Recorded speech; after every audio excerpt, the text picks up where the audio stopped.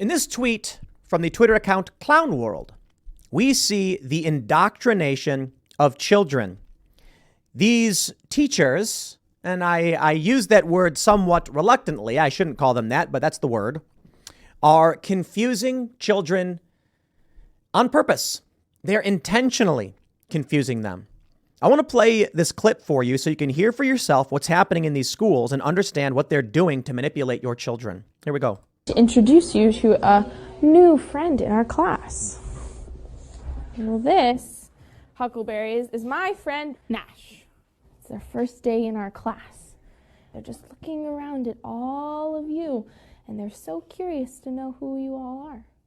Today was fun. It was really interesting, though, knowing going in, being like, I don't know what questions kiddos are going to have or what they're going to say, which is both like nerve-wracking, but also kind of exciting. It's that place of... So I'll pause real quick. Clearly and obviously, this is a biological female. She's saying she doesn't know what these questions kids are going to ask, but let's play the clip. Twitter video player is not particularly good, so let's refresh and then jump to the appropriate position. Kiddos are going to have or what they're going to say, which is both like nerve-wracking, but also kind of exciting. It's that place of not knowing as a teacher and just being okay with that. And the friend likes to ask the question, are you a boy or a girl? And Nash answers, I'm just a kid. But kids can be boys or... They can be boys or girls. Yeah. Or maybe non-binary. Yeah. Or maybe non-binary, says the kid. Non-binary, yeah. That's just something that we know. And this is something, I mean, it's like, they're 4 and 5 years old, and they just didn't make a big deal out of being a boy or a girl.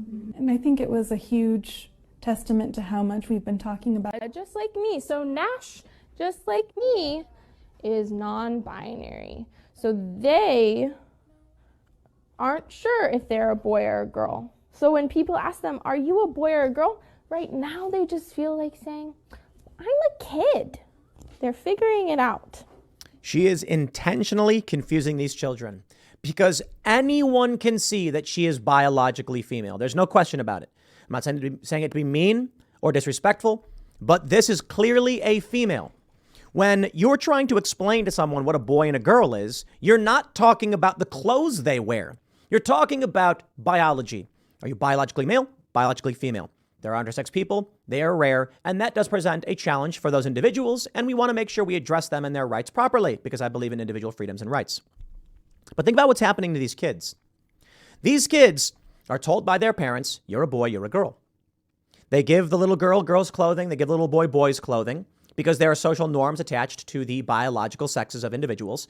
But more importantly, they're telling you these things so that you can grow up properly into your body, knowing who and what you are. So what happens? These kids are being indoctrinated.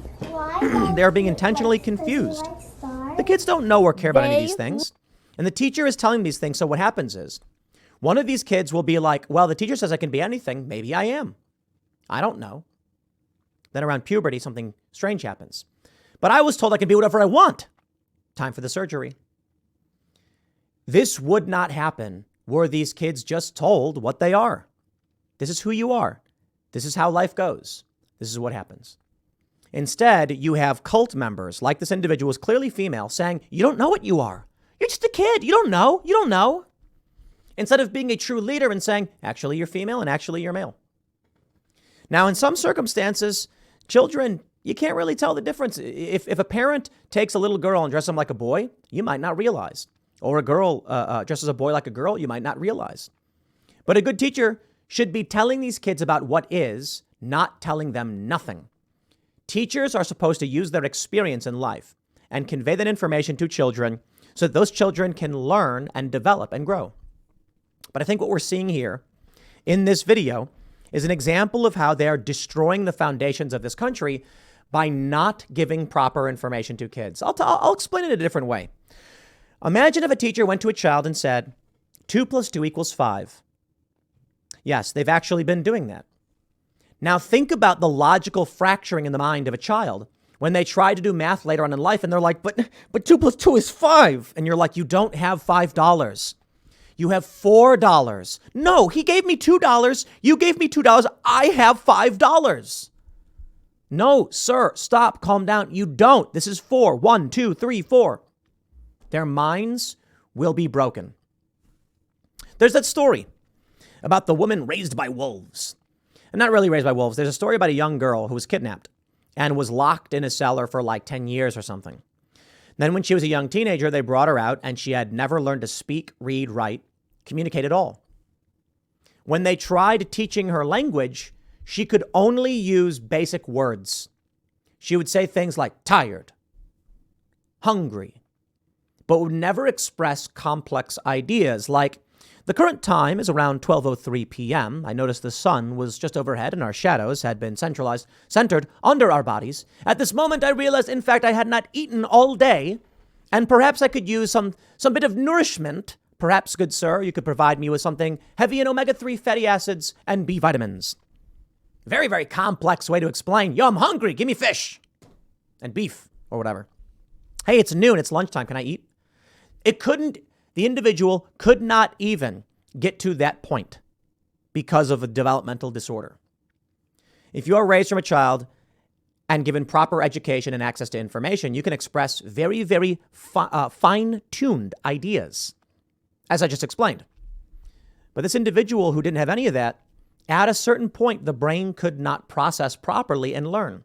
And so all they could do was say, hungry.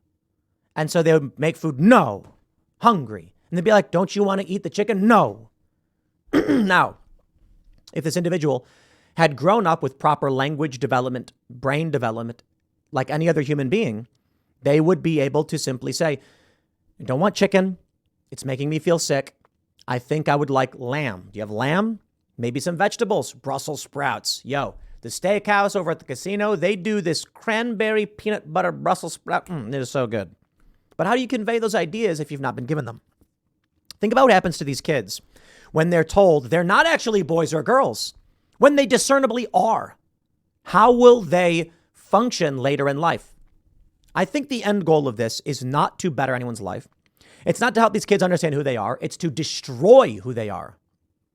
Now, I was asked by the Hodge twins when they came on the show, do I think that kids are groomed or socially, or is sexuality, is it social? And I said, no, I don't think so.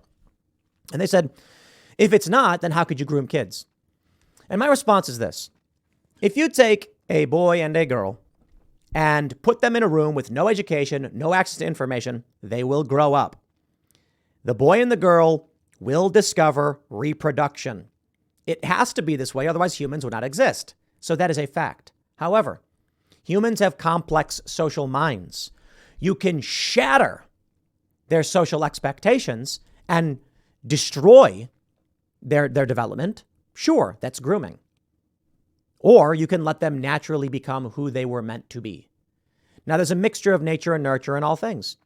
You can take someone who comes from a bad family and socially nurture them to being good, well-adjusted people.